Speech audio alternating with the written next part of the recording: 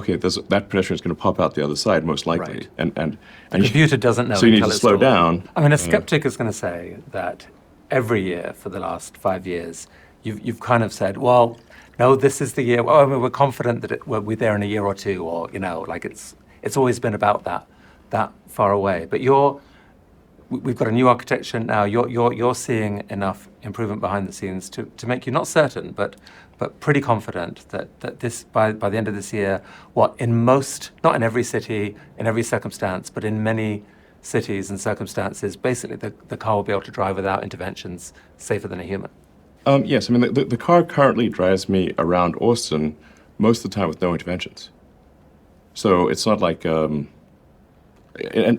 we have over 100,000 people in our full self-driving beta program. So you can look at the videos that they post online. I do. Okay, great. And some of them are great, and some of them are a little terrifying. I mean, occasionally the Yes. car seems to sort of like veer off and scare the hell out of people. it's still a beta. It's still better.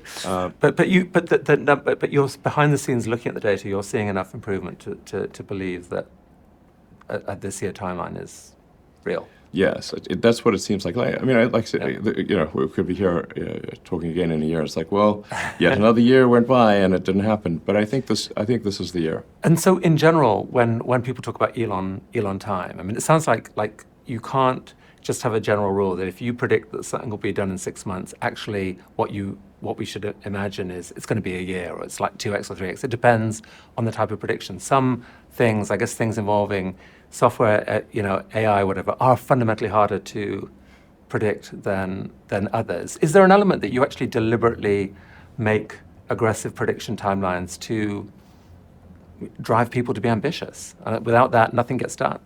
Well, I generally believe, in terms of internal timelines, that we want to set the most aggressive timeline that we can, because there's sort of like a law of gases expansion for schedules, where whatever time you set, it's not going to be less than that. It's very rare that it'll be less than that.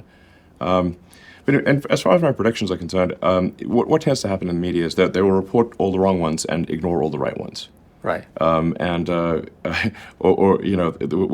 writing an article about me, I've had a long career in multiple industries. If you list my sins, I sound like the worst person on earth. But if you put those against the things I've done right, it makes much more sense.